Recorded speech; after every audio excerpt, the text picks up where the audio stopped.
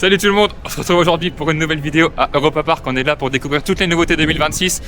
Il y a Silver Star qu'on va faire directement au nouveau quartier Monaco. On y arrive, je vais filmer ça gentiment. On va voir ce que ça change et je vous ferai mon petit avis après.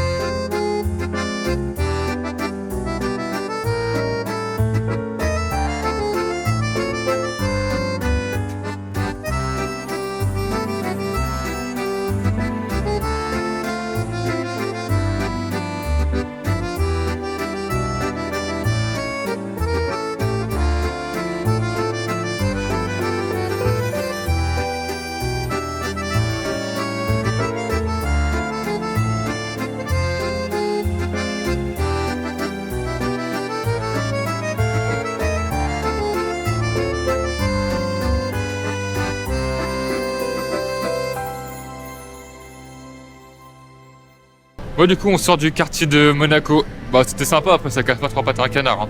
Moi j'estime qu'on paye 2 € de plus le billet parce qu'il y a une nouveauté, là la nouveauté cette année c'est Monaco. À part la queue du Silver Star qui est plutôt classe, la gare qui a été rethématisée, c'est assez joli en vrai. Et ce que j'aime bien dans la queue c'est l'allée où on fait comme les entrées de joueurs de F1 en gros, enfin des pilotes de F1, c'est vraiment sympa je trouve. Mais sinon c'est pas fameux quoi, Silver Star reste pareil, toujours bien avec la première drop sympa, après il manque d'airtime mais sinon il est sympa.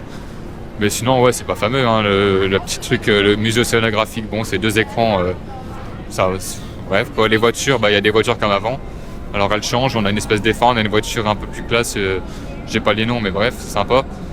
Mais ça vaut pas non plus, c'est pas la nouveauté du siècle, c'est pas le truc de ouf. C'est beau, c'est plus joli qu'avant je trouve quand même, mais la queue aussi, la file d'attente vraiment même dehors, elle est vraiment plus jolie qu'avant la file d'attente dehors. Mais sinon c'est pas le truc incroyable quoi, je viendrai pas ici juste pour ça en tout cas.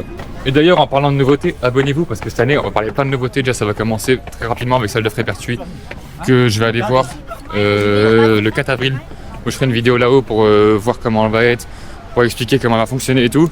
Et puis je serai bien évidemment sur place pour l'inauguration, donc abonnez-vous pour pas louper ça. Là on se dirige directement sur Voltron, parce que la dernière fois que je l'ai fait c'était pas ouf. Si vous voulez voir ma réaction la dernière fois, allez voir la vidéo que je vous mets en note juste ici. Ouais, je suis tombé sur un truc qui vibrait, le wagon qui vibrait beaucoup trop. Donc c'était pas agréable, puis j'ai pu le faire qu'une fois dans la journée parce qu'il y avait plein de monde. Aujourd'hui il y a quasiment personne, donc on va l'enchaîner. En plus j'ai un petit virtual line, donc je vais en profiter. Et puis je vous dis mon avis direct après, j'espère que ce sera mieux, j'espère que j'aurai un bon wagon. Enfin en gros tout sauf le 3 ou le 7 en gros, si vous connaissez un petit peu. Ça va, t'es content? C'est beau.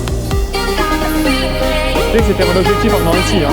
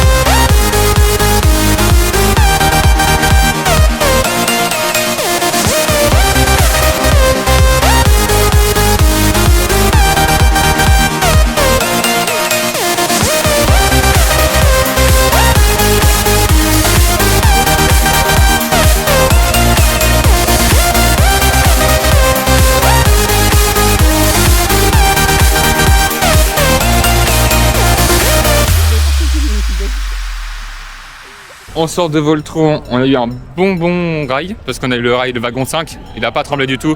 Le troisième rangée, ça va en vrai. C'était pas la meilleure, mais c'était quand même bien. Vraiment, c'était génial, pas tremblé du tout. Enfin, vraiment, il pète en plus, il est que 9h, non 10h. Il pète déjà, je sais pas ce que ça va être ce soir, ça va être génial. Et là, on va sur Euromir, c'est sa dernière année. Je sais pas si vous avez vu ça, ils l'ont annoncé il y a même pas une semaine. J'en parlerai plus dans une autre vidéo, je pense, mais du coup, je vais la mettre là, on va faire un petit tour, symboliquement, parce que fin d'année, c'est fini, plus de Euromir. C'est vraiment triste, mais bon, c'est bien pour lui.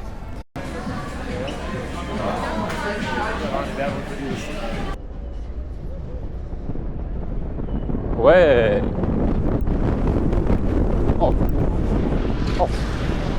Oh, il tremble, hein. Ah, il tremble, hein. Oh, la vache. Oh. Ah bah, c'est pas plus agréable ici, hein.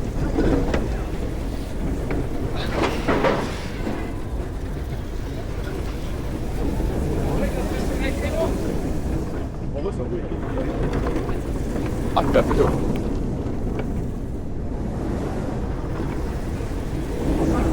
Ça va, passe là. Oh la vache, Bon, honnêtement, ce coaster, j'adore ça d'habitude. C'est un de mes coasters préférés ici, rien que pour l'histoire. Mais alors là, qu'est-ce qu'il a fait mal. On est 3, c'est premier rang. J'ai jamais autant mal au crâne dans un coaster. Là, il y a la fatigue qui joue, on a pas mal enchaîné depuis qu'on est là. Mais il a fait tellement mal au crâne, vraiment, je suis content qu'il le retape. C'est la première fois que je dis ça, je suis content qu'il le retape. Donc on va voir ce que ça donne après, mais il m'a fait mal. Hein. Là, on va se taper 2-3 petits dark rides tranquillou, et des aventures, Pirates of Batavia, Snarry to Run, histoire d'être plus calme. Après, on va faire notre petite journée entre nous. Et puis je vais vous reprendre pour aller sur l'Alpine, la trace des Alpes, où je sais plus comment il s'appelle l'attraction, le Powerhead Coaster qu'ils ont refait en 2024, qui avait brûlé en 2023. Et cette année, ils ont rajouté le dragon qui était devant la mine de diamants. Donc on va voir ce que ça donne. Puis je sais qu'il est emblématique pour les fans de Europa Park, c'est vraiment un truc vraiment très stylé pour eux. Donc on va voir ça. Puis moi, je l'ai pas fait en plus depuis qu'ils l'ont refait. Donc ça fera toujours un petit plus 1 sur Coaster Count.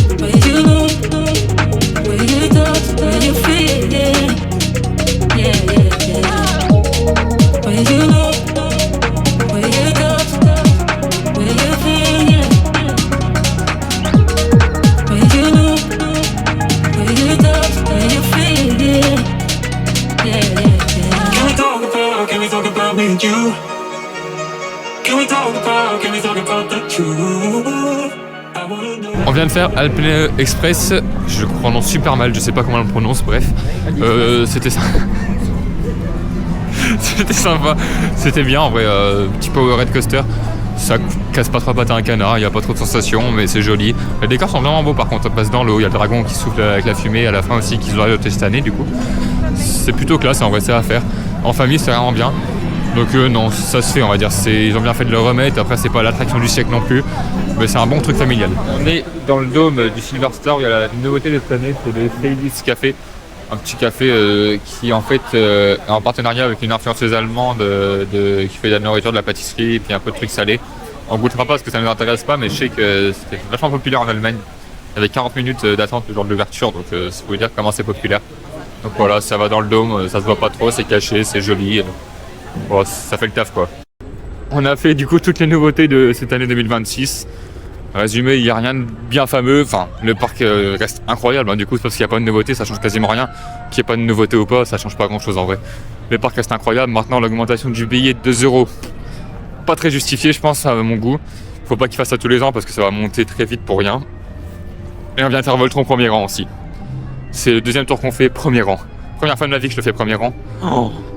C'est une autre machine, mais complet. Mais c'est incroyable, vraiment, c'est un truc de fou. Je pense que c'est la meilleure expérience que j'ai vécue sur un coaster de ma vie. Ça me place limite top 1 de tous mes coasters. Donc c'est vraiment incroyable. Et puis voilà, on a tout fait. On a juste pas fait le cinéma 4D avec le film sur Snorri Turent. Mais bon, c'est pas très grave, c'est pas le truc qui m'attirait vraiment. Même si je sais qu'il est bien, ça nous attire pas trop. Donc voilà, on le fera peut-être une prochaine fois. Bref, en tout cas, moi je vous remercie d'avoir regardé la vidéo jusqu'à la fin. N'hésitez pas à vous abonner. Donnez-moi aussi votre avis sur le quartier de Monaco. Parce que bon, moi je suis pas fan, mais dites-moi si vous aimez bien, s'il y a des fans de F1 qui trouvent ça vraiment stylé ou pas. C'est intéressant. Donc dites-le moi ça en commentaire vite fait, puis je vous répondrai de toute façon, donc ce serait cool. Voilà, moi je vous remercie, je vous dis à très vite pour une prochaine vidéo coaster au sport. Ouais.